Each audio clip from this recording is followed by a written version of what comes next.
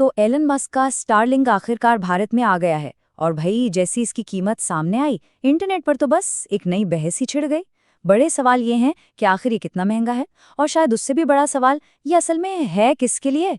चलिए इसी को समझते हैं। लेकिन देखिए, कीमत पर आने से पहले ही एक बात तो बिल्कुल साफ है, सस्ता तो ये बिल्कुल नहीं है।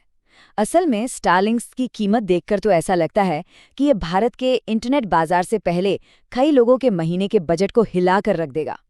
तो ये रहा वो नंबर जिस पर सबकी नजरें टिकी हुई हैं। स्टारलिंक को घर पर लगवाने का जो शुरुआती खर्च है वो है 42,600 रुपये। और हाँ, एक बात ध्यान में रखने वाली है, ये कोई महीने का बिल नहीं है, ये तो सिर्फ पहली बार में लगने वाला कुल खर्च है। अच्छा, तो ये 42,600 रुपए का आंकड़ा आखिर बनता कैसे है? देखिए, इसमें से 34,000 रुपए तो हार्डवेयर के लिए हैं, जो सिर्फ एक बार देने हैं। इसमें आपको डिश और राउटर मिल जाता है, और फिर उसके बाद हर महीने 8,600 रुपए का सर्विस चार्ज लगेगा। और असली कहानी तो अब शुरू होती है। जरा सोचिए, एक तरफ स्टारलिंक का 8,600 रुपये महीने का खर्च, और दूसरी तरफ जियो या एयरटेल फाइबर, जो कुछ 100 रुपयों में ही अनलिमिटेड इंटरनेट दे देते हैं। मतलब अंतर तो जमीन आसमान का है ना? तो ऐसे में सवाल तो उठता ही है कि भाई इतनी ज्यादा कीमत पर स्टारलिंक को खरीदेगा कौन?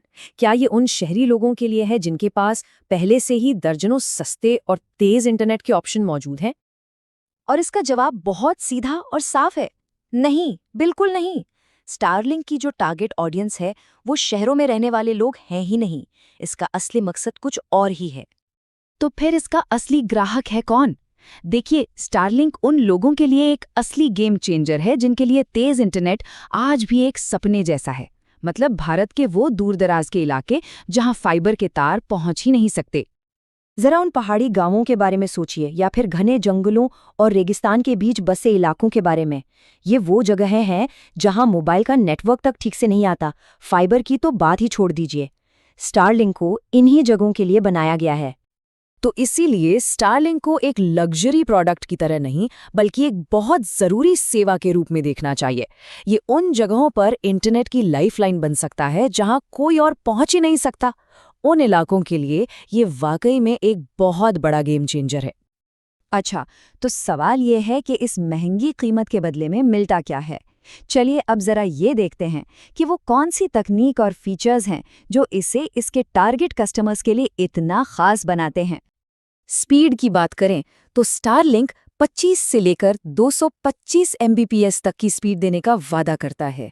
अब अगर इसे आसान भाषा में समझें तो इसका मतलब है कि बिना रुके 4K वीडियो देखने से लेकर बड़ी बड़ी फाइलों को मिनटों में डाउनलोड करने तक सब कुछ मुमकिन हो जाता है। देखिए, इसकी सबसे बड़ी खासियत यह है कि यह सैटेलाइट से सीधा इंटरनेट देता है। इसका मतलब कोई तार बिछाने का झंझट ही नहीं, बस डिवाइस लगाओ और इंटरनेट चालू। साथ ही इसका सिग्नल 99.9% भरोसेमंद है, और ये भारी बारिश या तूफान जैसे खराब मौसम में भी बिना रुके काम करता है। अब जाहिर है, दूर दराज के इलाकों के लिए ये चीज़ बहुत ही ज़रूरी हो जाती है। तो ठीक है, अगर कोई इसे खरीदना चाहता है और ऐसी जगह पे है जहां इसकी सच में ज़रूरत है, तो फिर इसका प्रोसेस क्या है? इसका प्रोसेस काफी सीधा सा है। स्टारलिंक की जो ऑफिशियल वेबसाइट है, वहां जाकर अपनी लोकेशन डालनी है। अगर उस इलाके में सर्विस मौजूद है तो बस अपना ईमेल डालकर आगे बढ़ सकते हैं। और एक बहुत ही मज़ेदार बात यह है कि कंपनी 30 दिन का ट्रायल भी दे रही है। इसका मतलब ये हुआ कि इसे खरीदकर 30 दिनों तक इस्तेमाल किया जा सकता है, और अगर ये उम्मीदों पर खरा नहीं उतरा तो पूरा रिफंड वापस मिल जाएगा। मतलब सर्विस को परखने का ये एक बिल्कुल रिस्क फ्री तरीका है। तो आखिर में सवाल यही बचता है कि सोचिए, अगर किसी के पास इंटरनेट का कोई और ऑप्शन हो ही ना, मतलब जहां न मोबाइल डेटा चलता हो न कोई ब्रॉडबैंड, तो क्या ऐसी जगह पर एक भरोसेमंद कनेक्शन के लिए हर महीने 8,600 रुपये देना एक सही सौदा है? ये सवाल पूरी बहस का नजरिया ही बदल देता है।